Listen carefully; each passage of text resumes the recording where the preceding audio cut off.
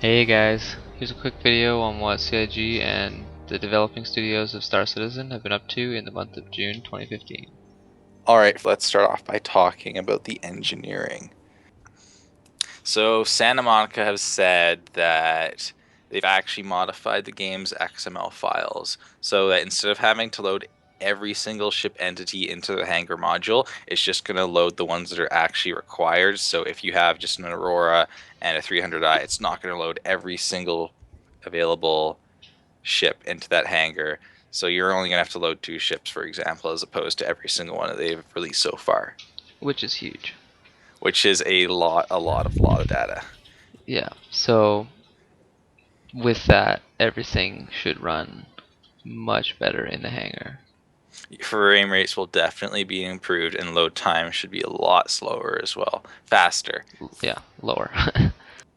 Santa Monica also mentioned that they have worked on implementing multiplayer spawning and multiplayer hangars. They didn't really specify how much, to what an extent that they've done that so far.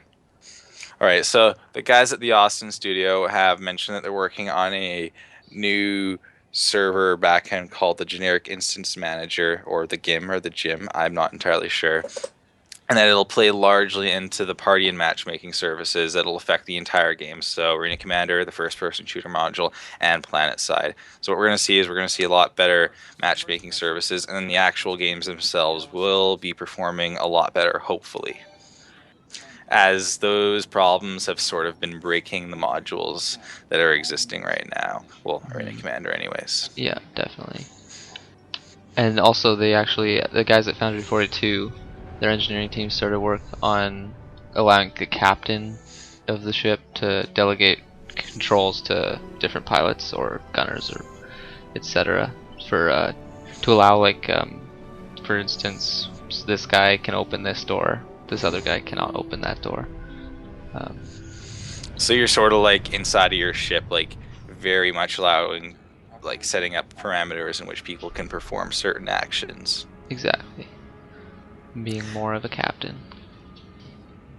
The guys at Moon Collider as well have started work on what they're calling stunt splines or retreat stunt splines, which are being added in as pathways basically for the AI. So if you're like chasing an AI, say, um, it can fly through these areas, these splines, which are very like tight areas or hard And to these will get through. be on like larger structures or asteroids, so like big Hmm. space stations, or maybe even cap ships. I'm not entirely Or sure. even, yeah, like a cave through an asteroid. So it'll path it through that spline, and it'll fly through there to, like, as an easier way to escape from his pursuer.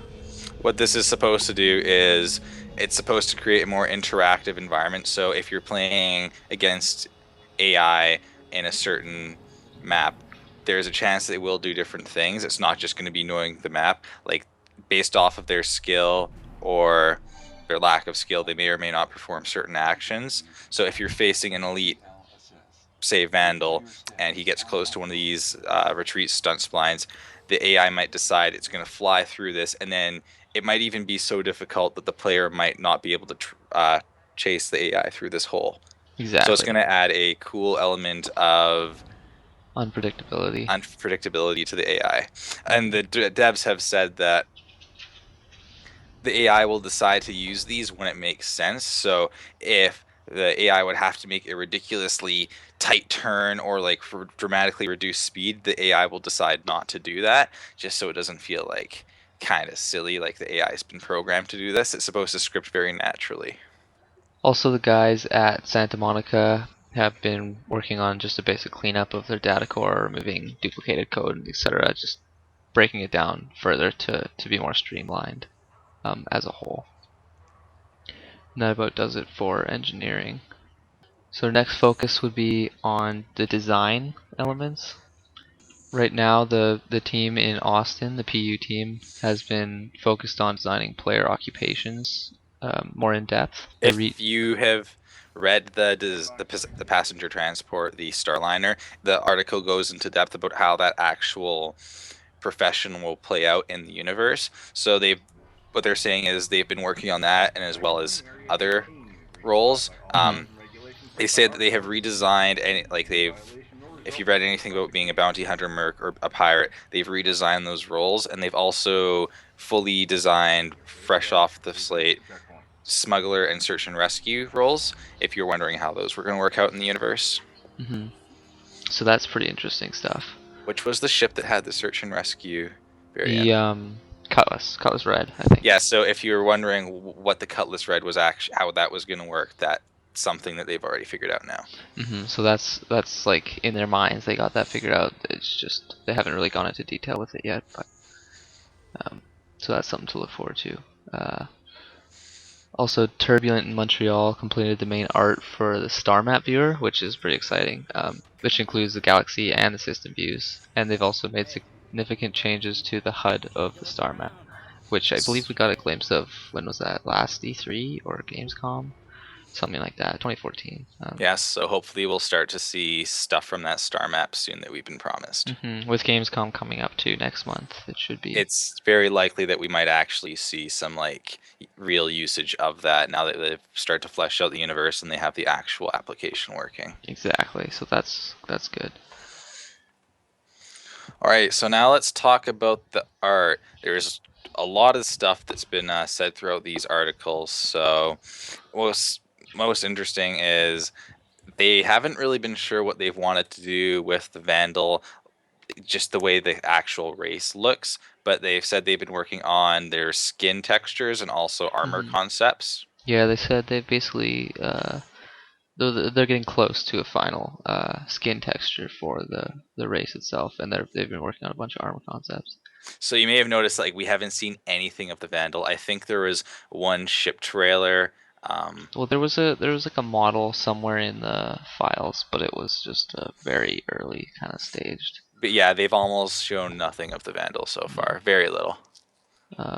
They finished off, or they are, I guess, just finishing off the Merlin textures, which is good because that's been in the works for And a while now. and it looks a lot nicer if you haven't seen the concepts already. The Yeah, I believe actual models. It looks like a much nicer, slick looking ship. he's on the sneak peek of Around the Verse this past week or the week before, I believe.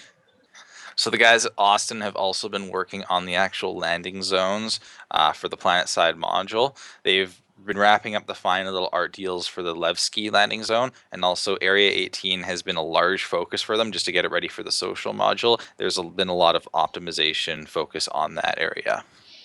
Right, and the female player character is said to be finished this week. I don't know if that's the week of the Friday that this came out or the following week. But that's good, female characters. I'm not entirely sure how we're going to be able to select that right now, but it's nice It, that they've at least gotten that done. yeah, it might just be for populating the different modules for on their end testing. Yeah, possibly. Yeah. Um, They are Santa Monica guys are now working on finishing the flyable scythe. As far as I know, the model is all good. They're just trying to figure out how the actual player perspective is going to work inside of the cockpit, and also finalizing any HUD details for the scythe, making them look sort of alien, but also like easily understandable for actual players, as far as I can understand. exactly. The guys at Santa Monica also have been finalizing the uniforms for the Navy and the Marine personnel. I believe that's for the on ships. In the article, it said they were on like the bridges of, say, capital ships and such. So those are the art assets are ready. They're just going into 3D modeling now, actually modeling them onto the people. Speaking of capital ships, Santa Monica says that they're working on white boxing the Bengal carrier right now, which I thought would have been done a while ago, but I imagine they're just maybe doing some redesigning of the ship or just getting it ready for game. I just thought I'd seen content for that earlier. But they're also working on the Idris, doing some art improvements, I guess, and they're saying it's looking very good in places. Um, as well, they've stated that unfortunately work on the Starfarer is going a lot slower than they originally had planned, which is And they don't sad. really specify why, which is interesting. They haven't said anything in regards to the matter, just that it's going slower than they wanted. Also, the Foundry 42 VFX team, say they've been busy getting more ships flight ready with actual particle and damage weapon states, which I understand has been something that's been holding them back, especially the damage states. So to hear that that's moving along is excellent. Next up, let's talk a bit about the AI systems that they've been working on. Um, First off, they said that they started working on improving the cockpit audio system and making it smarter. So that's in regards to the when you activate different modules inside of your ship, or your collision warnings or landing permission, etc. They've been working on that voice that talks to you. I Um, guess trying to make it feel more natural and actually like intuitive. as opposed to just repeating the same things over and over. Screaming at you, you're not really sure what's happening. Exactly. You're gonna hit something. You're gonna hit something. Concept art updates to the Bengal Bridge and the mining bot are being worked on.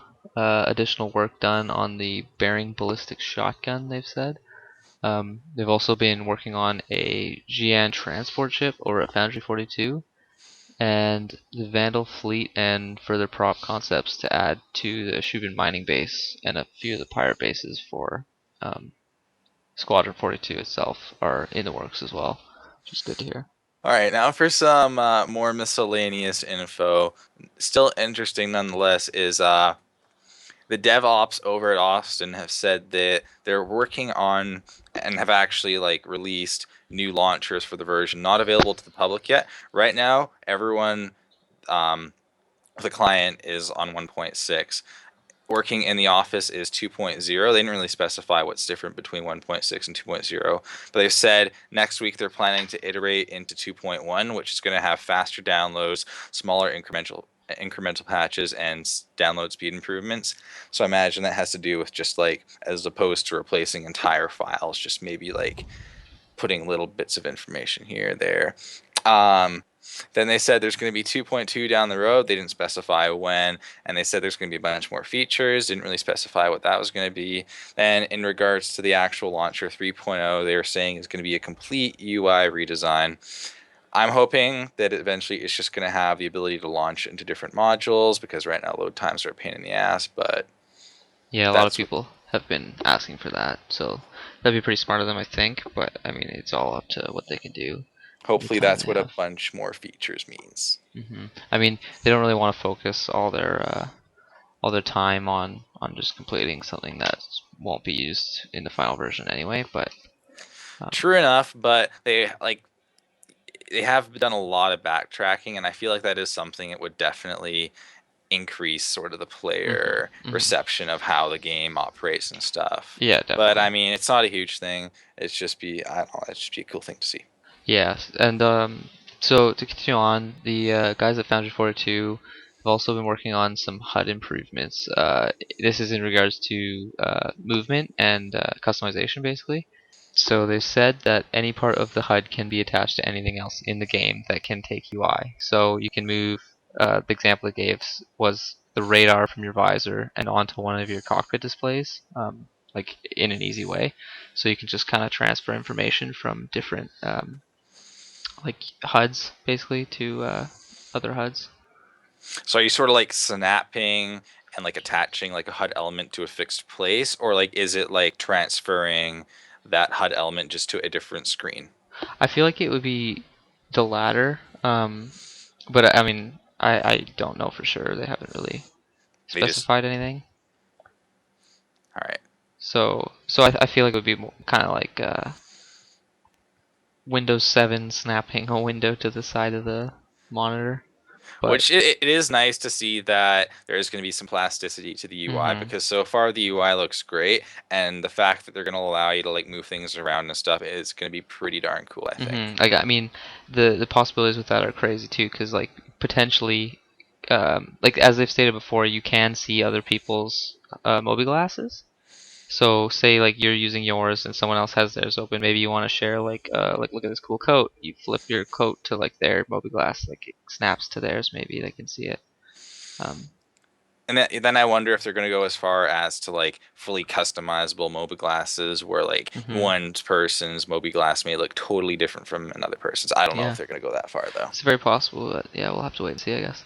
So over at Foundry 42, they've also stated that they have a VS environment. I believe it was a vertical slice, they called it, environment, which is a new thing to me. I don't exactly know what that is, but they said that it's basically an environment that they've created for testing. It has hangars, control rooms, corridors, airlocks, and exterior landing pads that can all be traversed through seamlessly.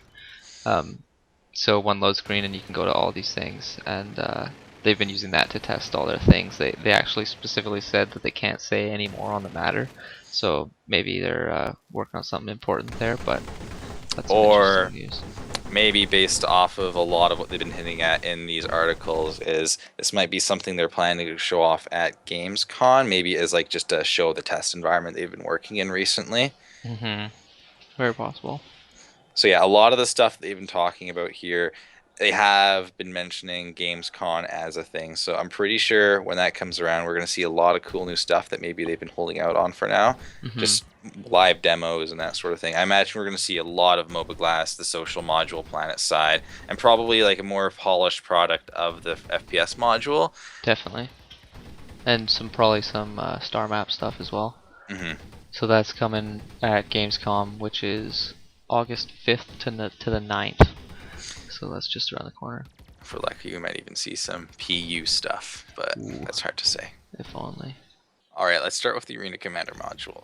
The guys at Foundry 42 are taking the large world code that Frankfurt has been working on. That's the 64-bit code base, basically allowing for they're saying an infinitely large map, and they're implementing that into the actual game now. And to go along with that is their implementation of quantum jumping. So that's how we're going to be able to travel between systems and large scales of space very quickly. So it's interesting to see that now they're taking that into consideration in a design aspect. Mm-hmm. I'm excited to see how that works out. Also, the same guys have said that the Retaliator has been worked on a lot and is basically flight ready. So hopefully we'll be seeing that soon. I guess that won't be till the AC 2.0 with the multi-crew ships, but it'll be good. One thing I am curious about is whether or not all multi-cruise ships are going to be available for 2.0. I don't actually think so. Mm-hmm. I imagine it's probably going to be just a few to start off with. Yeah. Mm-hmm. I don't know if they'll keep us waiting that long. They already have the Gladiator out, and the Cutlass, so that's Which are technically multi-cruise ships, but they don't. Mm-hmm. They aren't like big multi-cruise necessary. ships. Yeah. So the Retaliator will be the first big one, I think, that'll be flight ready, which will be good to see, fun to play around with. So now let's talk about the Star Marine module, which has been getting a lot of work recently. A lot of flack from the community. Definitely. Cross studio testing has been started now, so the different branches of the company have been getting the module to do some testing for different art assets, different VFX, different sounds, and stuff like that, to be put into it. I'm probably seeing whether or not the matchmaking actually works or not. Yeah, that as well. The design team at Foundry 42 have also begun multiplayer weapon balancing, which is good for more competitive gameplay, I would think.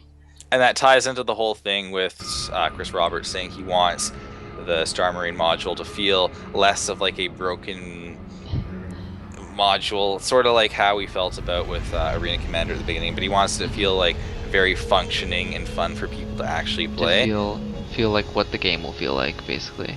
Yeah. So weapon balancing definitely ties into that, the testing. Yeah, that's also why it's been pushed back so much, just so they can get it just right. And just keep in mind that them pushing back the Star Marine release date, according to Chris, isn't actually pushing back the other modules. It's just they're waiting to release that one, and everything else is still chugging along. Exactly. Alright, now to talk about the planet side module. Not a lot's been really said about the module other than the art department's clarifying what they've been working on in regards to landing zones. But as a part of the peaceful NPC AI system, a new feature called the Usable Editor is something that's going to allow the NPCs to actually interact with objects within a landing zone or a city, what have you. which is going to add a lot more depth and realism to the world, hopefully. Just having Immersion. the NPCs act as people or players and not just stand around idly and wait for the player to interact with them. And that about does it for the June monthly report. If you like this and would like to see more of these in the future, make sure to subscribe. And if you have any suggestions, feel free to leave a comment.